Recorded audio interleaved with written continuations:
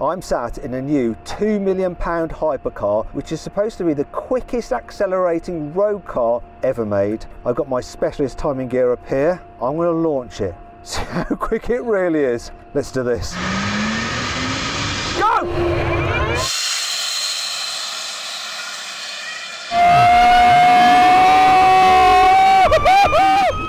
Buy, sell, car. Wow.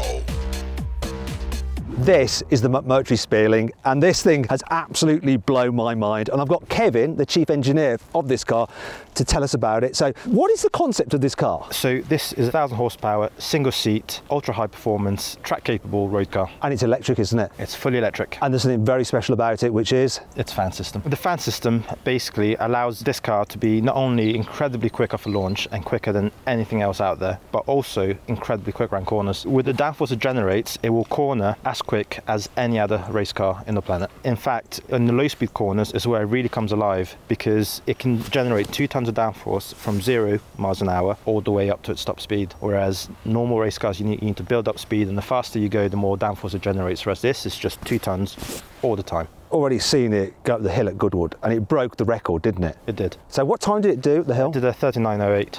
Tell me about the motors and the power. So you've got 2 electric motors? Got 2 electric motors in the back. They are behind the driver's back, is where they're packaged in here. And can you use them independently for torque vectoring and stuff like that? You can, absolutely, yes. So that'll help cornering and acceleration out of the bends and stuff like that? Yes. The car weighs how much? Less than a ton. Okay, so you've got more than 1 horsepower per kilogram. The quickest accelerating car I've ever driven is the Rimac Nevera. That has almost 2,000 horsepower, but it weighs over 2 tons, so it has just less than 1 horsepower per ton. And obviously it doesn't have all the downforce that this thing has. So what's it made out of? It's all carbon fibre. Got carbon fibre chassis, carbon fibre bodywork. When it comes to an electric car, efficiency is king. The higher the efficiency, the fewer batteries you need to carry around with you, so the less weight. So the overall footprint is similar to a 1960s Grand Prix car. And how many kilowatts are the batteries? It's a 60 kilowatt hour battery pack. Okay, so let's do like geeky consumerist stuff. So how far can you go on a single charge? So on the road, on a WLTP cycle, it'll give you over 300 miles of range. How long can you go flat out for on track with your 60 kilowatt hour battery? So if you turn everything to 100%, if you want to use the full 1,000 horsepower and go at a similar pace to an F1 car, you're not limited by the capacity, you're then limited by temperatures. So everything is going to start getting very hot very quickly. So on qualifying mode, you will be able to do just over 1 lap. But if you turn the power slightly down and you want to drive, let's say maybe a GT4 pace, you'll comfortably do a 20-minute track session. Wow, okay, and that's on a full charge, and then your battery's done and you have to charge it? And then within 15 minutes you can recharge 80% of the capacity. Really? And go back out on track. So what's the charging rate at DC? It's over 200 kilowatts.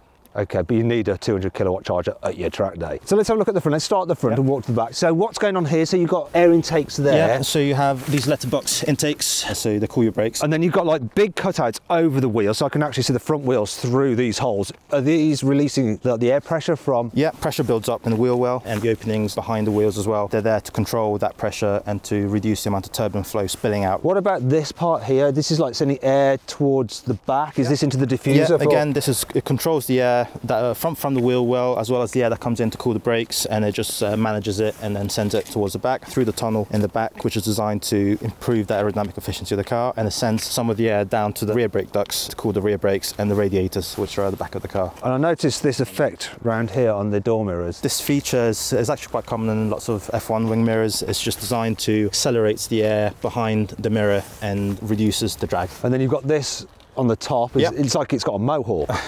But this serves a purpose, right? It certainly has a purpose. So we have 2 fins on the car. The main purpose for this door fin here, if you're running without fans and you lose control and the car spins, what this fin does, it breaks up the airflow over the top of the car and it prevents it from lifting off. Now let's move back to the fan, you see, because one of the things about a Formula 1 car, say if you start to spin or something, you lose all your downforce, don't you? Yes. Whereas with this, if you start to spin, like you're going sideways, you still got your fan sucking into the ground, you still have pushing the tyres into the ground. Absolutely. You do not lose any downforce in a yaw or in a spin, or even if you're going backwards, you still have all your downforce. Going backwards with all your downforce. Which means you can just, stamp on the brakes and the car will slow down better than any race car will going backwards. Wow. So can you tell me exactly where the fans are and how they operate? So if we move around the back of the car, we have two fans here. We have one fan on the right, one fan on the left. The reason we have two is a dual redundant system, similar to what you find in aerospace. It means that if there's any issue with either of the fans, the car will maintain its downforce and you won't lose the downforce. You can keep driving, it's still safe. So are you running two fans at once or one at a time? Two fans at once. One is enough to give you the majority of your downforce, so any issue you have doesn't matter. So the fans are in here. Yes. Can we see them? Well, what you can see is the exhaust of the fans, which are back here. Yeah, because I like this. It looks like it's got an exhaust system like an internal combustion engine car, but it's carbon fibre. This is the rear crash structure, so this is what absorbs the energy in the rear crash. That crumples down and absorbs energy. But above it, you have two exhausts, and these are the fan exhausts. You showed me your flaps, Kevin? Yeah. Right.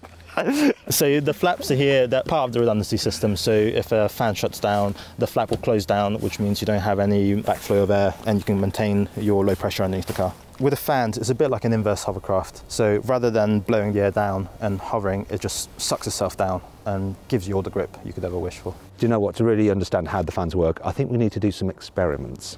While the McMurtry's fan is primarily designed to give the car maximum performance, you can also use it for some other activities. For instance, it can blow you off.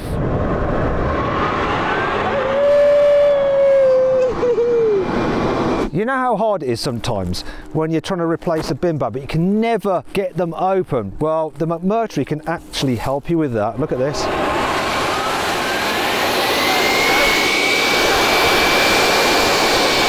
In autumn, you can use it to clean your driveway of fallen leaves. Now let's check out the interior. First thing I've got to do is figure out how to get into it. So there seems to be two doors and they're slightly different sizes. This is the bigger door, so I'm going to go for this one. Press that. Is that the right way to do it? Don't want to break it. Right, let's get... Oh, someone in here. Right, this is Max. Max Chilton is the development driver, Formula F1 driver. So you're the guy that drove it up the hill and did that record time. I was indeed. Welcome to my office. It's a small office, but it's very pleasant when you're in here. Blimey, in the seating position, it's like, that's proper race car seating position. Absolutely, I feel at home here. Your knees are sort of just below your chin, your feet are a long way out, but quite high up. You're in the slanted back position, but great visibility. It basically feels like a fighter jet on the ground. So you're saying I need to experience it for myself, so can I have a little sit in it? Of course, yeah. Looks quite snug, and I'm not sure I'm going to be able to bend my body to get in there, but let's see how we go. I think you'll be absolutely fine. I've got quite a lot of like clothes on because it's cold today. Place your bum on here. This is just going to be so embarrassing. And then swing your legs round and into the bottom of the seat. And then slip your way down, basically. Actually, you slide into it quite easy. It's actually... Oh my God, that was surprising. And even though it's snug in there, you've got plenty of room, so you can move your elbows around. You feel quite at home. Obviously, these have got the LMP1 headrest in for safety, so that does make you feel quite closed in. But the road car, you wouldn't need that. What the heck is this? So that's it's a safety pad, which is designed for, they have them in Formula 1, also Le Mans standards. So when you have a big side impact, your helmet has some cushioning. But the road car, you'll be able to disconnect that and leave it at home. So you just remove that. Yeah, because it seems a little bit intense, but I suppose you've got one on the other side, it's on that door, isn't it? Exactly that. It is quite comfy, and I thought the view would be awful, but it's actually pretty good. Yeah. And do you know what?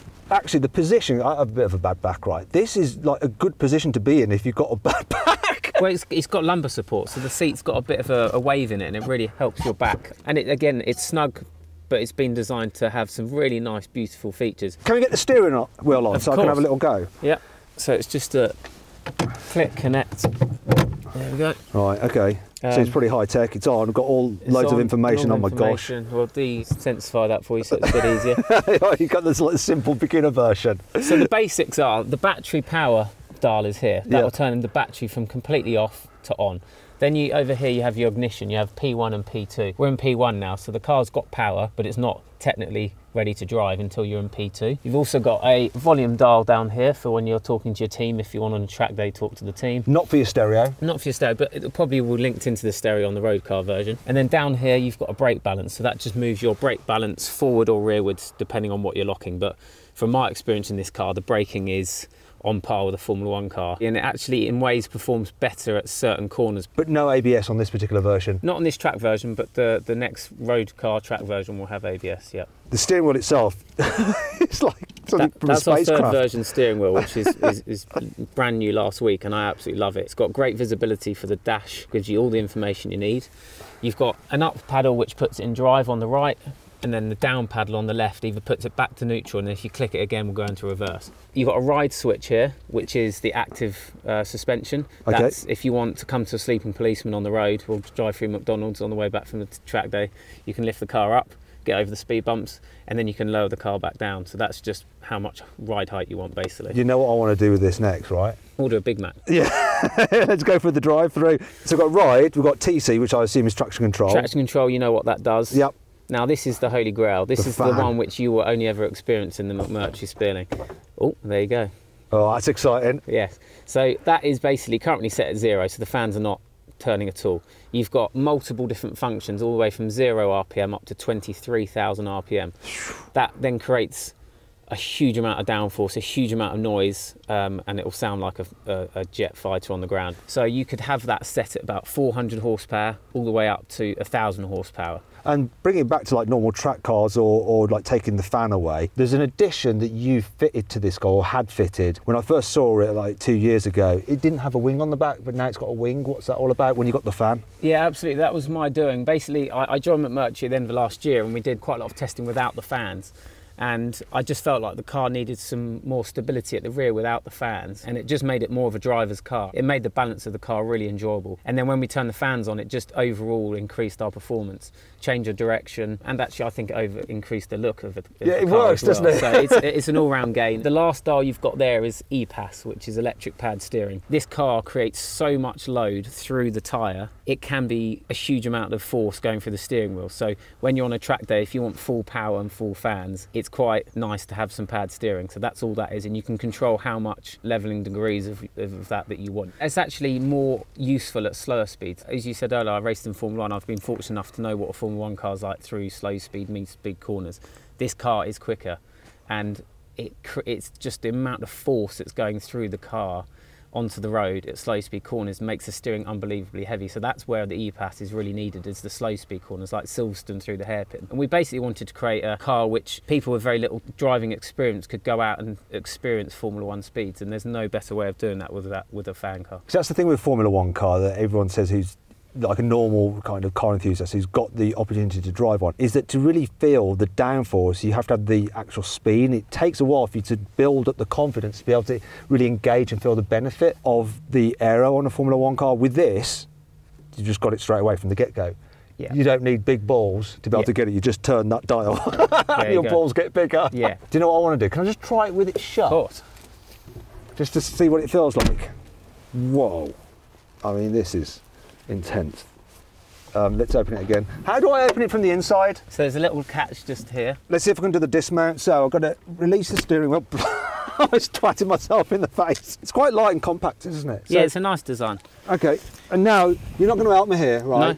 No. We'll see what happens. You can make a fool of yourself. Put your bum on there and swing your legs out. It's like some kind of like hatchling emerging from its egg. You know what? This height is just perfect. I actually styled that out. Yeah, it's a good place to sit. However, the McMurtry Spearling isn't perfect. There are some annoying things about it. For instance, the tyres are bespoke for this vehicle, so if you get a puncture, it could be a little bit tricky to replace. There is no hinge on the other door, so you have to lift it out. Thankfully, when they build the road car, it will have a hinge second door.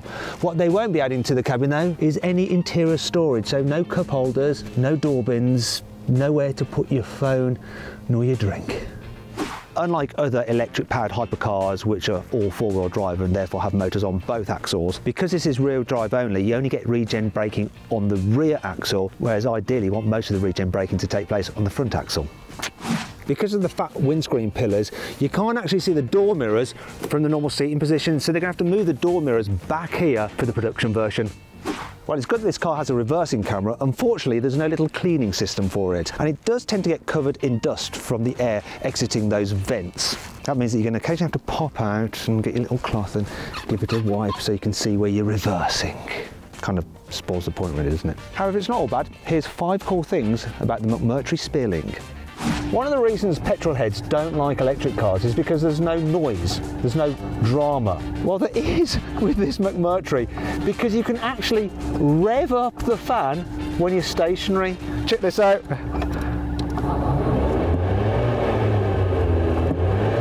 I'm revving it with the throttle pedal.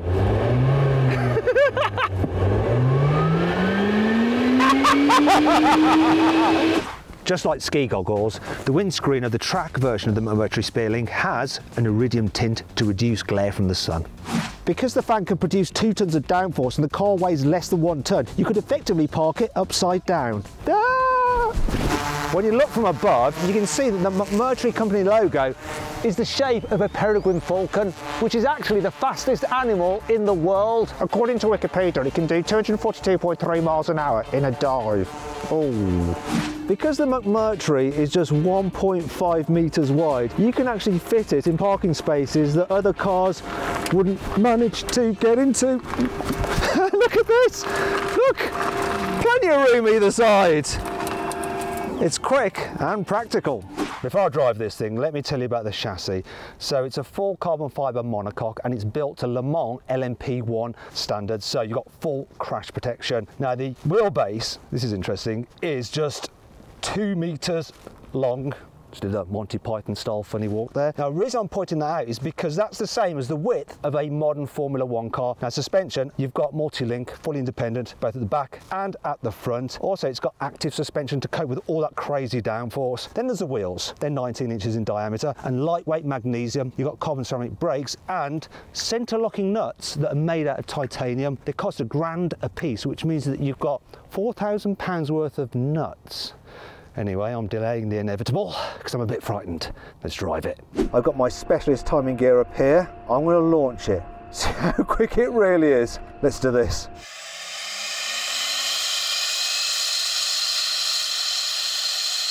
Go!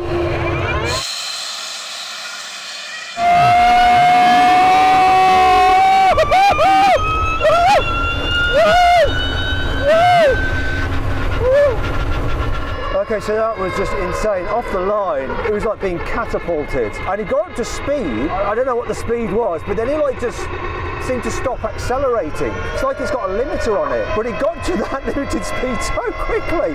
Times I've got up here. 0 to 60, 2.27 seconds. 0 to 100, 4.31 seconds. And the standing quarter mile, 9.34 seconds. Really, really quick, like off the line. Oh my God, it was nuts. But it like seemed to top out before I'd done the quarter mile. What's going on? Yeah, so you've got good sensations, so that's absolutely what it was designed to do. So this is the official Goodwood car. We haven't changed it since it left Goodwood, and we geared it to do 150. So what that would have done is you've got to 150 ridiculously quickly, and then it's just sat on the limiter. Yeah, one thing I was thinking though, I mean, it was rapid off the line. I can't believe for a rear-wheel drive car, just the traction it got off the line was nuts. 0 to 60, really good, 2.27, but I have been quicker in a Rimac Nevera. Now we've given you like around 600 horsepower. We'll give you the full beans. We'll give you so that wasn't full power? Absolutely not. You sneaky. This thing's miles faster than you've ever driven anything before, so we'll give you a full 1,000 horsepower now. It is still damp, so it won't be probably the best time we've ever done, but it will be outrageously fast and you'll be pretty staggered. I'm a bit nervous now because if that's 650 horsepower, I'm going to get an extra 350. This is going to be even more intense. Let's do it though, Max. Let's do it. Dial me all the way up. Now I'm going to go for the full 1,000 horsepower. Dial the fan up. Here comes the fan. Throw the throttle. Here we go.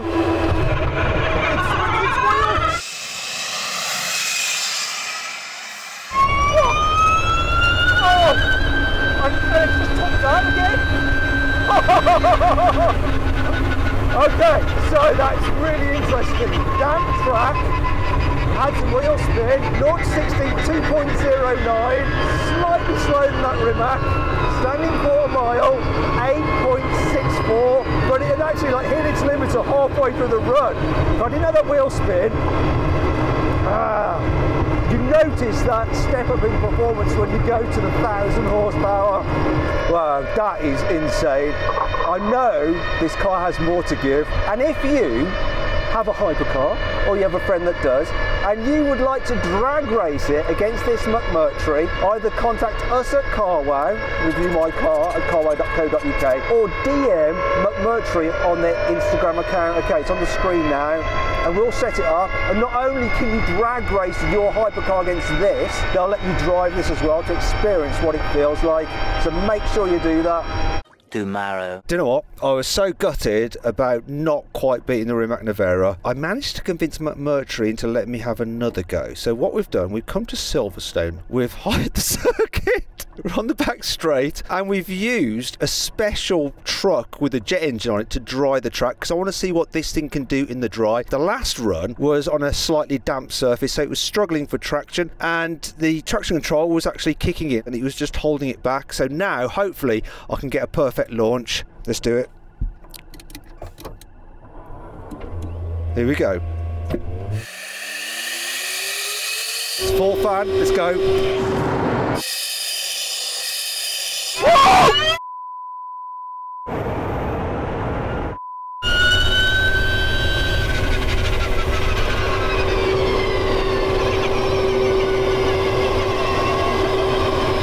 That did the time. Me, 8.35. It hit like it's 150 mile an hour limit. I'd put it to 145 in like 5 seconds, and it's got like 3 seconds where it's just not even accelerating. That actually hurt my head. That was a different level to before. I actually don't think I did that properly either. I think I might have come out the throttle and started braking too soon. I think I might have done that because it's just rearranged my brain too much. I need to do another run. I don't know what I'm doing now. I'm just like freaked out. I don't know how to get into reverse or anything. It's just messed with me. I'm just a mess. I've never accelerated like that in my life. I can't get into reverse. Oh, it's this way. Go in reverse! Don't know what I'm doing. I've lost it. Can someone come and help me? I need help. I don't know if I would even want to do that again. It's uncomfortable.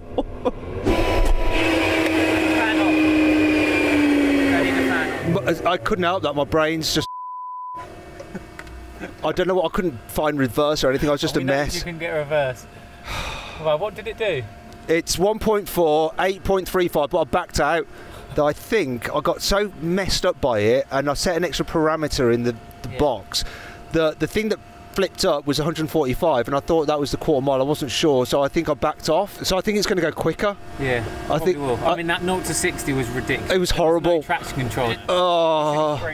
For some reason, the guys at McMurtry want me to burn the tyres up a little bit, just to floor it and see what happens, just for a split second. I'm not sure this is actually a good idea, but I tend to do what I'm told. Let's do it. Wow, that was so easy. I'm going to do it again.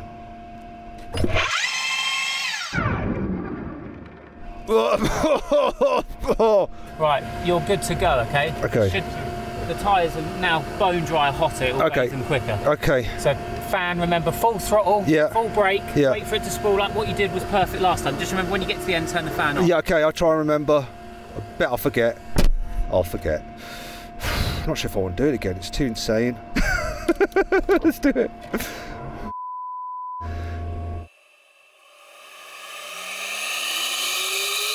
Here we go.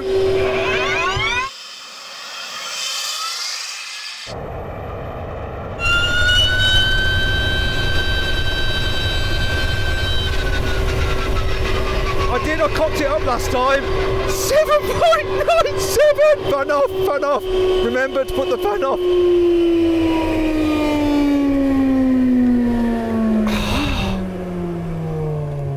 7.97, a sub 8.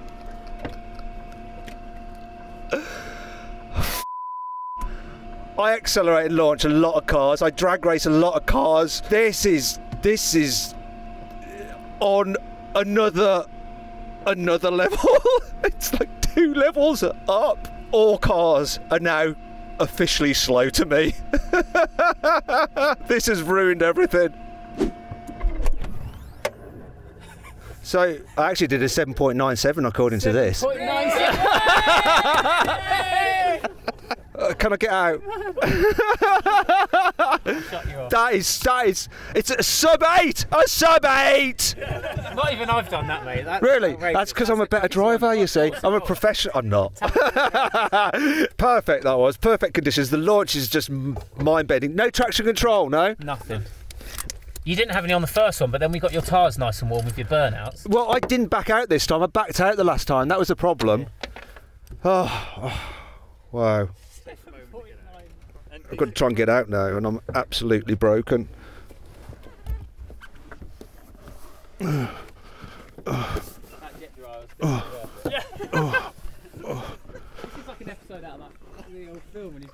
Oh, God. It's just utterly mental. I've never felt anything like that in my life. Now I've calmed down, I'm going to do a little experiment. I want to show you how fast this thing accelerates relative to another car. So I'm in an Audi S8, I'm going to get up to 60 miles an hour, and as soon as I get level with the McMurtry, then Max, who's driving it now, is going to launch it, and you'll see how long it takes for him to catch up with me and then pass me. 3, 2,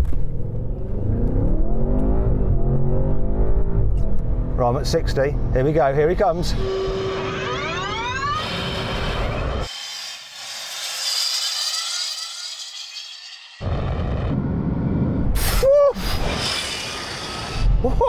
It's just buggered off.